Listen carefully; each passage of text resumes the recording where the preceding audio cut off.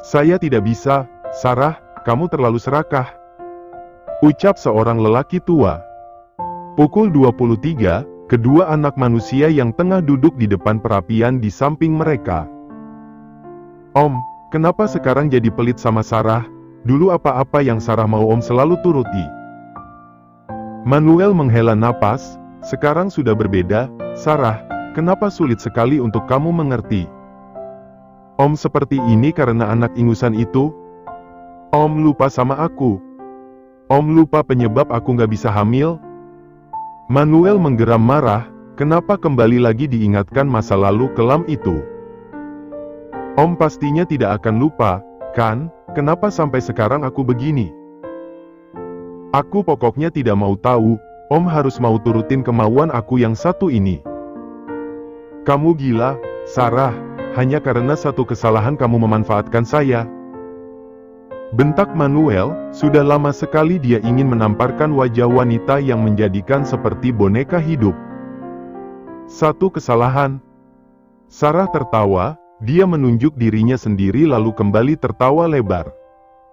Satu kesalahan yang menurut Om biasa saja nyatanya luar biasa di kehidupan aku mandul, aku nggak bisa punya anak karena satu kesalahan yang Om maksud itu. Urat leher Sarah menonjol, saking emosinya dia hingga berteriak. Aku tidak mau tahu, Damian adalah anakku dan sudah sepantasnya kehidupan Damian harus aku yang mengaturnya, aku adalah ibunya Damian. Dengar, Om, aku sudah menyiapkan gadis yang jauh lebih baik dari gadis yang kita temui di rumah Abraham. Gadis itu tidak pantas bersama Damian, jadi biarkan aku yang mencarikan sosok gadis yang pantas bersanding dengan putraku. Kamu mau menyiksa Damian lagi dengan kelakuanmu ini? Bentak Manuel, dia sudah berjanji akan meminang Hasya demi sang cucu, tapi setan satu ini kembali berulah. Om pikir aku tidak tahu rencana Om, jangan salah. Om lupa aku siapa, jangan bermain macam-macam karena sekali aku berbicara maka semuanya akan diam dengan faktanya. Mengancam lagi, selain gila nyatanya Sarah juga stres berat. Om tidak bisa menyingkirkan aku, Om harus selalu ingat ini. Kalau aku adalah mimpi buruk yang tidak akan pernah bisa Om singkirkan. Sarah tersenyum sinis, dengan langkah lebar keluar dari rumah besar Manuel. Manuel sendiri merasa kepalanya ingin pecah, kenapa dia bisa terjebak begini? Apakah sahabatnya akan melihat betapa buruknya putri yang dulu sangat dia banggakan itu? Rasanya benar ucapan Damian, aku sangat tidak sabar untuk mati. Lirihnya.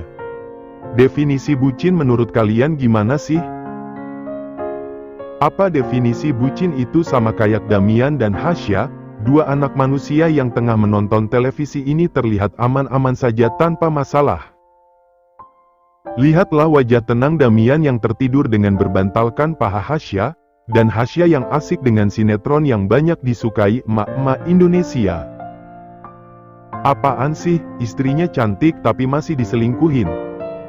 Lirihnya, ikutan gedek karena istri sah yang menangis Bombay lantaran ditalak.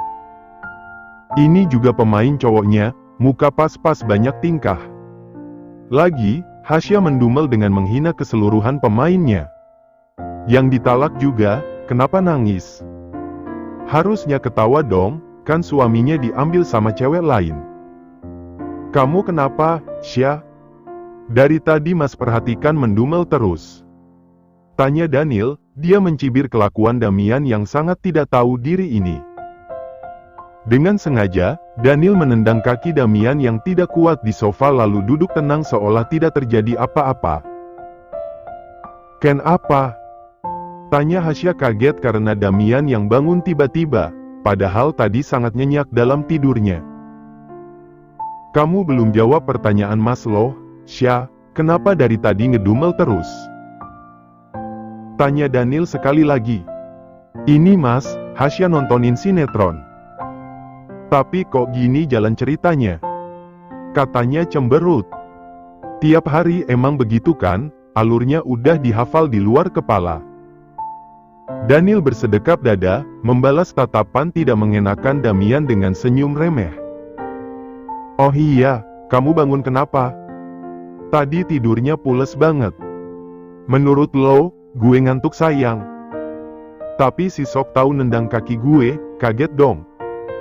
Katanya mengadu, bahkan Damian menunjuk Daniel yang anteng seperti bayi. Enggak, Syah, Mas nggak mungkin lakuin itu. Mas punya sopan santun ya, nggak kayak pacar kamu yang kurang ajar itu. Ucapnya kala Hasya menatapnya. Tuh sayang ngantuk tapi si Sok tahu suka gangguin gue. Rengek Damian lagi, mengusulkan wajahnya di perut Hasya yang terlapisi baju. Daniel yang melihatnya gregetan sendiri, tangannya menggeplak kaki Damian dengan keras. Cari kesempatan banget, saya masih di sini ya. Perhatikan sikap sopan santun kamu. Apaan sih, jomblo mending diem. Daniel menghela napas sabar, rasanya ingin dia kuliti hidup-hidup Damian ini. Bangun dulu kaki aku pegel. Damian menurut, dia yang awalnya tiduran kini duduk tenang menghadap televisi yang menyala. Kamu tidak lelah, sementara saya sendiri lelah melihat kamu yang berseliweran di rumah saya. Seperti tidak memiliki rumah saja hingga menumpang tidur dan makan di rumah orang. Katanya. Damian menguap lebar, gue bayar, mau gue bayar sekalian sama tubuh lo. Bocah ingusan seperti kamu tidak akan tahu sulitnya mencari uang, membanggakan harta orang tua saja sombongnya minta ampun. Ucap Daniel. Damian ingin sekali membalasnya, tapi dia sadar kalau bukan hanya Daniel yang tersinggung tapi juga Hasya. Terserah lo, mau gue. Yang penting tuh duit gak bersumber dari lo. Daniel membuang pandang, membuat suasana menjadi canggung. Hasya berdehem, membuat kedua laki-laki ini menatapnya. Kenapa sayang? Ada yang sakit atau apa? Tanya Damian yang tempatnya paling strategis karena tepat berada di samping Hasya. Hasya menggeleng, cuma batuk kok, ada yang salah. Bikin khawatir aja. Ucap Damian menyentil kening Hasya. Ya kan batuk, emang aku gak boleh batuk? Bukan gak boleh, tapi gue khawatir aja. Ucap Damian, ini Hasya kenapa gak ngerti-ngerti sih? Mas pergi aja. Daniel berceletuk, gerah juga lama-lama di sini. Mas mau kemana? Kan bentar lagi makan siang. Udah biarin aja. Kayak anak kecil pakai ditanyain pergi kemana. Ke supermarket depan, cuma sebentar dan kamu, Damian. Jangan berbuat macam-macam hanya karena kalian berdua di sini tanpa pengawasan. Damian memutar bola matanya malas, macam-macam apaan? Satu macam aja ini susah banget, apalagi yang banyak macamnya. Aneh si Sok tahu. Mas Daniel, kamu panggilnya yang sopan dong. Mas Daniel kakak aku. Mau dia nenek lo juga, gue masa bodoh. Hasya menghela napas, keras kepala sekali manusia satu ini. Jangan main handphone. Damian mengambil handphone Hasya kala gadis polosnya ini membuka layar. Aku cuma mau telpon Dinda, tadi dia nelpon tapi nggak sempat aku ajak bicara banyak. Temen cerewet lo itu bisa nunggu, tapi gue. Nggak bisa, gue harus tahu. Rengeknya. Semenjak berpisah rumah, Damian yang dulu jadi bad boy berubah jadi spoiled boy. Bentar-bentar kerjaannya merengek terus, minta dipeluk, minta dicium, minta diperhatikan lebih hingga Daniel muak sendiri melihat kelakuan berandalan satu ini. Tuan besar gimana kabarnya, kamu tinggal terus di rumah sendirian. Gue nggak mau ngomongin orang, gue maunya cuma ngomongin kita berdua doang. Hasya mengangguk, mengalah lagi daripada nanti mendengar rengekan. Gue sebulan lagi berangkat ke Aussie. Tangan Hasya yang mengelus bahu Damian berhenti bergerak, kaget tapi tidak bisa protes. Memaksakan senyumannya, Hasya berkata riang seperti biasa, wah bagus dong, nggak sabar deh. Nanti yang kamu lihat bukan cuma musim panas sama musim hujan tapi banyak. Lo nggak sedih? Tanya Damian, dia menatap Hasya yang bibir cemberut. Menggemaskan seperti anak kucing. Aku seneng, kenapa harus sedih? Masih dengan senyumannya, Hasya meremat jemarinya sendiri. Lo beneran gak sedih gue tinggal? Hasya mengangguk cepat, kamu kan kesana mau kuliah, kenapa harus sedih? Damian mendengus, dia menjaga jarak dengan Hasya yang bingung akan tingkahnya. Kenapa? Ada yang salah? Nggak perlu, kenyataan emang lo nggak perlu sedih gue kemanapun. Damian, maksud aku bukan gitu. Hasya mencoba menjelaskan meski Damian menulikan pendengarannya. Gue pulang. Ucapnya, berdiri dari duduknya dengan mengambil jaket kulit kesayangannya. Damian, kita belum selesai ngomongnya. Gue selesai, gue pulang. Damian. Ucap Hasya mencoba menghalangi lagi. Gue pulang ya, lo hati-hati. Tersenyum, Damian memberikan ciuman manis di kening gadis polosnya ini. Damian, tapi gue balik, nanti gue kabarin lagi. Hanya itu, Damian benar-benar pergi dari rumah Daniel. Dia yang biasanya seperti ulat bulu yang selalu menempel pada Hasya sepanjang hari ini pergi bahkan sebelum jam makan siang. Aku salah lagi. Gumam Hasya, jadi serba salah dengan tingkah Damian yang sangat sensitif. Damiannya pulang cepat? Tanya Daniel, dia yang baru sampai di rumah dan tadi sempat berpapasan dengan Damian di depan pintu jadi bingung. Ya mas. Jawab Hasya. Tumben, biasanya kalau disuruh pulang gak pernah mau. Selalu nempel sama kamu kayak makhluk halus. Hasya hanya tersenyum tipis, ada urusan. Katanya, tidak mau jujur akan pertengkaran yang terjadi antara mereka. Daniel mengangguk, kamu tolong masukin ke kulkas ya semua makanannya, mas ke atas dulu mau mandi lagi. Panas banget di luar, padahal cuma sebentar. Ya cuma sebentar, sangat sebentar malahan. Tak lama Daniel menghampiri sang adik. Kenapa Syah? Daniel yang sedari tadi diam kini memperhatikan gerak-gerik sang adik yang terlihat gelisah. Kenapa? Ada masalah? Hasya menggeleng pelan, mas, Hasya boleh ke kamar enggak? Tapi piring kotornya. Ya enggak apa-apa, mas bisa kok cuci piring kotornya. Makasih mas. Hasya tersenyum tipis, dia melangkah cepat untuk kembali ke kamarnya meninggalkan Daniel sendirian di meja makan. Anak remaja, cintanya masih menggebu-gebu. Kekehnya. Bukan tanpa alasan kenapa Daniel peka dengan Hasya yang dari tadi gelisah, terlihat jelas raut wajah adiknya yang bolak-balik memeriksa ponselnya yang baik-baik saja. Yah kalau bukan masalah cinta memangnya apa lagi? Kembali pada Hasya, gadis ini kembali menghubungi nomor Damian yang aktif tapi panggilannya tidak kunjung diangkat. Pesan yang sudah sangat banyak tidak ada satupun yang dibaca. Hasya jadi gregetan sendiri dengan laki-laki ini. Kemana sih, kamu ngilang seharian loh? Lirihnya. Apa telepon Tante Gia aja ya? Siapa tahu Damian udah tidur. Oke, Hasya akan coba hubungi Gia. Beruntung nomor Gia masih dia simpan dengan baik. Sering ketiga panggilan Hasya diangkat oleh Gia. Hasya apa kabar sayang? Tanya Gia yang terdengar sangat antusias karena Hasya menelponnya setelah lama menunggu. Hasya baik-baik aja kok tante, sehat. Tante senang mendengarnya, bagaimana dengan kakakmu? Dia tidak berbuat kasar kan sama kamu? Tanyanya masih khawatir. Enggak tante, Mas Daniel baik banget. Apa yang Hasya mau selalu diturutin, pokoknya Mas Daniel baik banget sama Hasya. Tante senang mendengarnya, tante kangen banget sama kamu. Sekarang gak ada lagi yang bisa tante minta bantuin. Hasya tersenyum tipis, Hasya juga kangen banget sama tante. Tapi tante, ucapnya menggantung. Tapi apa sayang?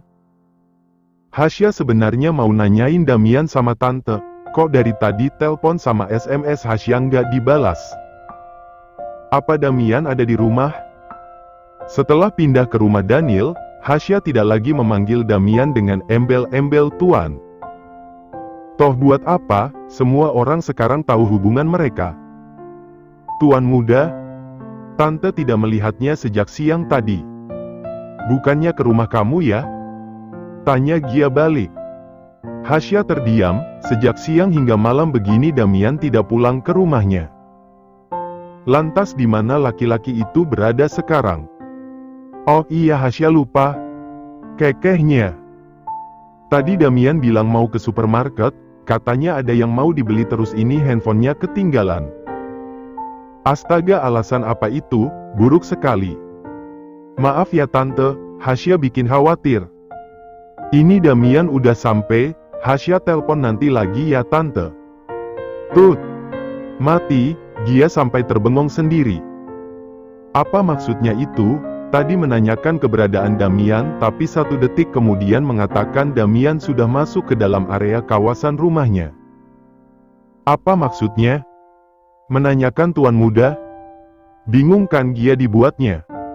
Menggeleng pelan, tidak perlu dipikirkan. Urusan anak muda memang kadang memusingkan. Hasya sendiri, jantungnya berdebar kencang. Jadi kemana Damian? Kenapa laki-laki itu menghilang tanpa kabar begini?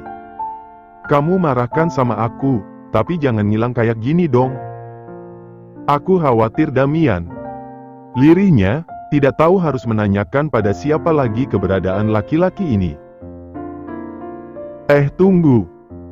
Hasya dengan cepat mencari kontak Dinda, menghubungi sahabatnya itu yang ternyata sudah tidur padahal baru juga jam 9 malam. Kenapa? Tanya Dinda dengan suara serak bangun tidurnya. Din, aku minta nomor Karel dong. Dinda di seberang sana yang mengantuk berat seketika melek mendengar nama Karel disebut-sebut. Din, panggil Hasya, karena sahabatnya ini tidak menjawab. Buat apa Hasya mintain nomor Karel? Tanya Dinda, berusaha keras agar suaranya tidak terdengar kesal. Aku cariin Damian, dia dari siang sampai sekarang gak ada kabarnya. Aku khawatir, udah coba telepon rumah Damian tapi katanya Damian gak pulang malah mereka ngiranya sekarang Damian lagi sama aku. Jelas Hasya. Gue kirimin nomornya. Meski malas harus mencari kontak Karel yang masih Dinda simpan meski sudah dia blokir. Kamu aja yang telpon, disambung ya? Enggak lo aja ini yang telpon. Gue kirimin nomornya. Tolak Dinda membuat Hasya keheranan. Kenapa? Kamu sama Karel lagi berantem ya? Dinda di seberang sana mengangguk cepat walau Hasya tidak melihatnya. Gue kirimin aja nomornya, udah ya tunggu. Loh kok dimatiin sih? Gumamnya, padahal Hasya belum selesai ngomong loh. Beberapa saat kemudian, pesan dari Dinda masuk. Hasya segera menghubungi nomor Karel, 1 kali panggilan hingga 2 kali panggilan tidak ada jawaban. Please kali ini aja aku mohon kamu angkat. Lirih Hasya. Halo. Akhirnya. Karel kamu lagi sama Damian gak? Tanya Hasya to the point. Sedikit menyerit bingung karena suara musik keras yang memekak telinga. Gue kirim SMS aja. Teriak Karel mematikan sambungan telepon mereka. Anjir rumah siapa ini? Dinda terngagak begitu sampai di depan sebuah rumah kecil namun mewah menurut kalangan orang biasa sepertinya. Ini alamatnya beneran gak sih? Katanya, memeriksa lagi alamat yang Hasya kirimkan lewat WA. Beneran kok ini, tapi rumah siapa? Dinda yang bertanya-tanya, dan Hasya keluar dari dalam rumah itu bersama seorang laki-laki matang. Anjir cakep banget. Dinda terpukau, siapa ini woi cakepnya ciptaanmu? Maaf Din, kamu nunggu lama ya? Ucap Hasya. Siapa ini? Cakep. Katanya terpukau, ini mah pesona Karel yang dulu jauh kalah. Din maaf, ini kenalin. Mas Daniel, abang aku. Dinda terbatuk dengan penjelasan singkat Hasya. Abang lo? Aku jelasin nanti aja, kita kan mau jenguk teman yang kecelakaan itu kan? Hah? Beo Dinda tidak paham.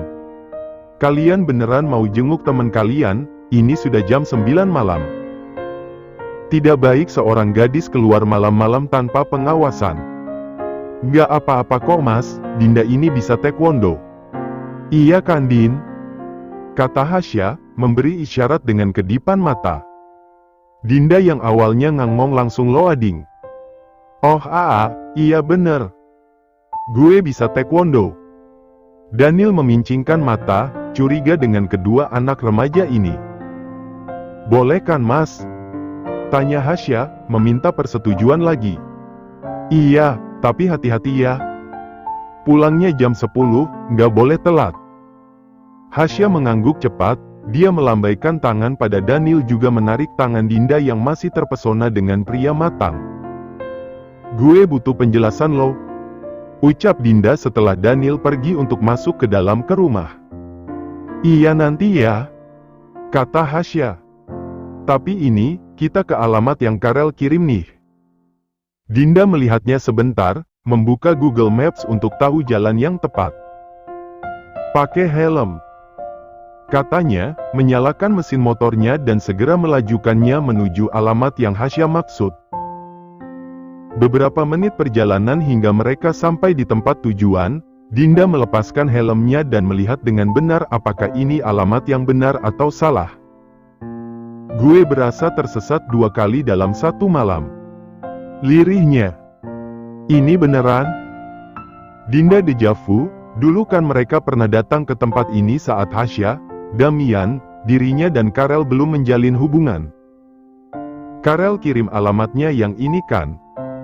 Dinda menghela napas lirih, beruntung pakaiannya tertutup. Hoodie kebesaran dan celana jogger, Hasya juga pakaiannya tertutup hingga tidak akan mengundang para laki-laki hidung belang di dalam sana.